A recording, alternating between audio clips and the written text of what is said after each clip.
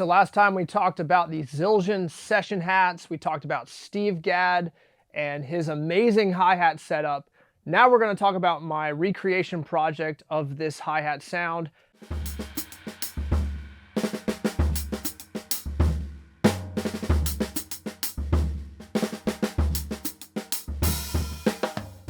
So in the first video I discussed that basically Steve would put a heavier cymbal on the top of his hi-hat and a lighter cymbal on the bottom.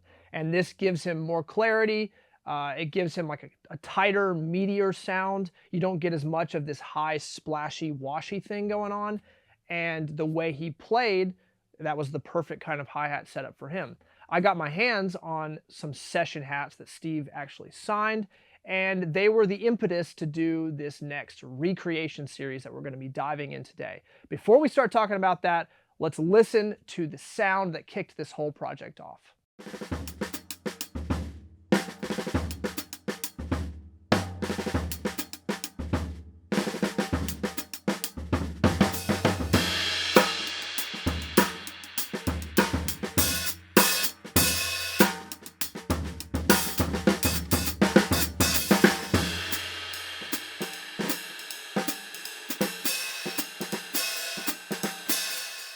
You can hear it's got a high pitch thing that a medium weight hi-hat would have, but there's a lot of control to it and there's a lot of darkness to it. I took it to a gig and it kind of blew me away, and it was really the reason why I wanted to do this recreation project and take some of the things that I didn't love about that hi-hat and really make kind of my version of it that has all that I would want to hear in a set of hi-hats. This video is all about the cymbals that I made that are loosely inspired by Steve Gadd and his amazing hi-hat sound.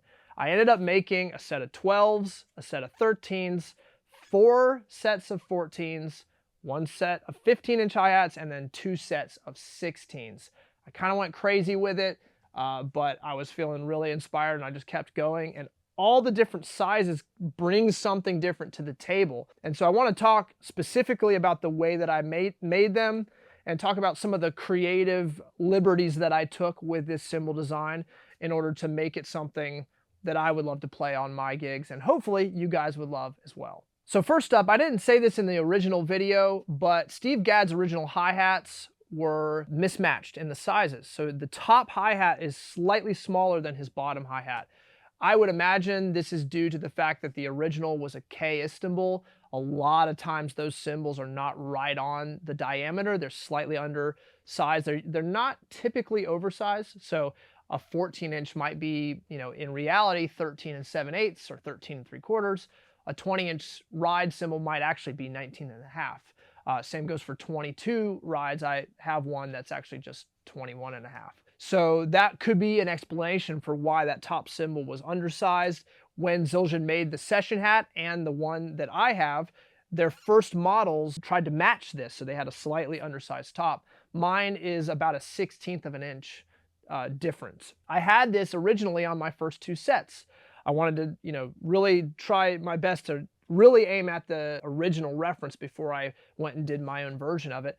And I eventually decided to scrap that. I cinched the sizes back together. I took that oversized bottom and I kind of I meshed them together so that they could be reversible. That's the big thing about my cymbals that I discovered throughout this process that I'm super jazzed about, is that you can put whichever cymbal you want on the top and you get 2 very distinct sounds depending on how you set it up.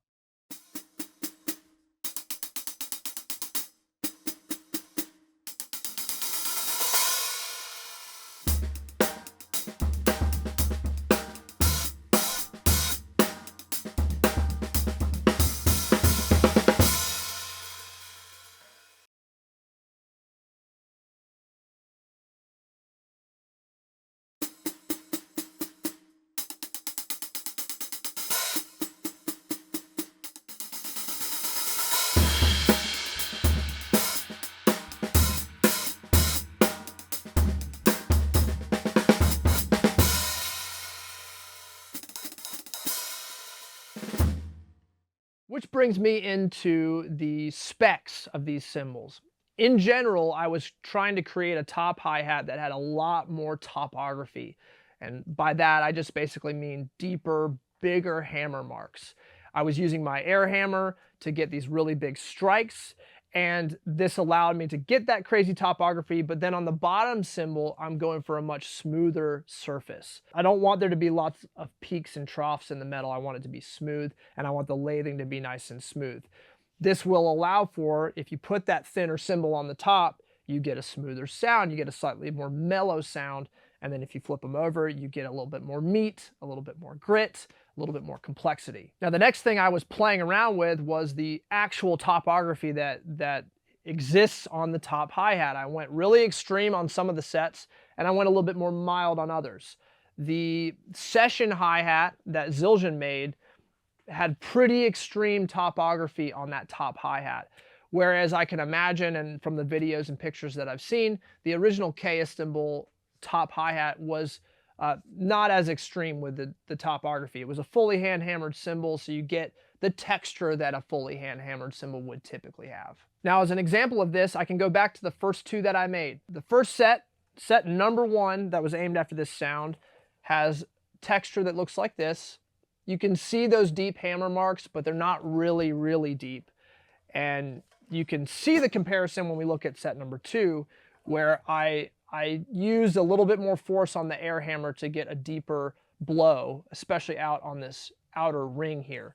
And the sound could not be more different. On this set number 2, it's much grittier. It's drier too. The first set has a little bit more of a smooth, mellow sound, even though it is still in that complex range. Now, the next thing is the profile heights of these hi-hats. One of the most difficult things in cymbal making is making hi-hats, because that profile height really is everything about how you're going to get that hi-hat to respond. I personally don't like really tall hi-hats because it introduces all kinds of funky sounds that you have to navigate.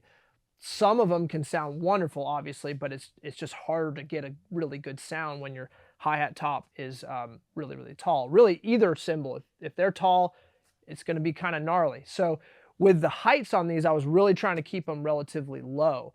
The massive hammering, the air hammering, the topography, that's going to do a lot to kind of dry it up. So you don't really need a tall profile to choke the sustain. It's going to come from that hammering. So with all of these sets, I'm aiming for a medium or a medium-low shape. Now, an example of how this really shows itself is in the two 16-inch sets that I have. The first set, I went with more spaced out big hammer strikes with the air hammer, but I also went with a much lower shape. It's gonna be hard to see, but this is a medium-low shape. And this allows, when you just slightly open the hi-hat and you give it a nice splash, this really low pitch, sizzly, growly crash sound that's just awesome. That's on one of the sets. And the second set, I built it up into more of a medium shape. And the air hammering is a little bit more dense. So those extra strikes on the top just built the shape up a little bit more. And what this gives is a slightly higher pitch to the hi-hat, a little bit more clarity to the foot sound, and definitely more control when you're opening the hi-hat and really like riding away on it. When I got to the 12s and the 13s, I was really trying to aim for low shapes because those smaller diameters are obviously going to be really high pitch. So I didn't want this like really, really tinny, squealy kind of sound. I wanted to keep it relatively low, even though it was going to be a small hi-hat size. All right, so that's enough about the specs. Before we listen to these cymbals, I just want to say that as of the posting of this video, this batch is live on my website, available for purchase.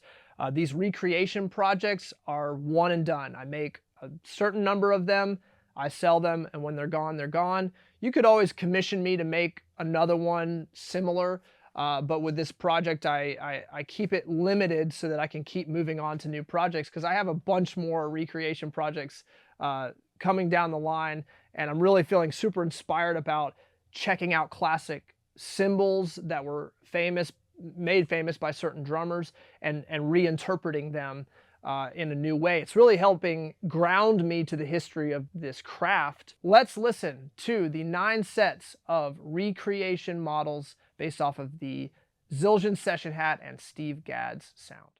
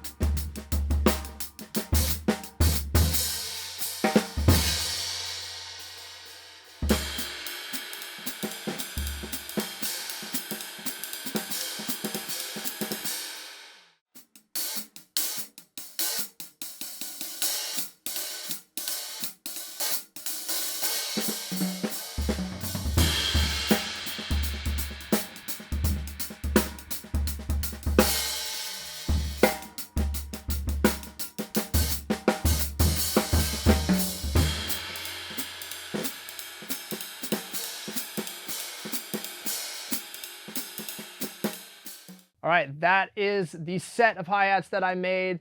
I really like them. I'd love to know what you think. You know, in closing, I would say that these cymbals are a bit more versatile than the typical cymbals that I like to make, and it's making me kind of change my mind on what I should produce when it comes to hi-hats. Obviously, these cymbals work well in the styles of music that Steve Gadd plays and did play. I really think they're wonderful to incorporate into jazz. Oftentimes jazz hi-hats lack something when it comes to the foot definition, the foot chick. You get nice warm lush tones when you're playing them on the hand, but in jazz that foot sound is super, super important for a lot of different styles of jazz. And so you get a little bit more meat and clarity with that, which is so, so good to have when you're playing live. But they're not abrasive. I said this in the last video. Most of the hi-hats that I hear from major manufacturers, I don't love them because they just put a really heavy cymbal on the bottom and then like usually a medium or a medium light cymbal on top. And so the high pitch sounds are just super, super cutting. With my instruments, I like to kind of deal in the middle grounds. I want things that are really inspiring to play, but also get the job done on the gig. I think these do. They're reversible, so you can get different sounds depending on which is on top, and they're really, really cool. I love them. But I would really love to know what you guys think, so please drop a comment down below. Which set is your favorite? What do you think of this sound? What do you think of its uses? What kind of genres would you play this kind of set in? And if you've caught this video at the beginning, there's a whole batch of them available on reveriedrums.com, and once they're gone, they're gone. Thank you guys again. I couldn't do this without you. Like the video, subscribe, hit the bell if you want notifications. Keep an eye out for the next video. I'm Timothy Roberts. Thanks for watching.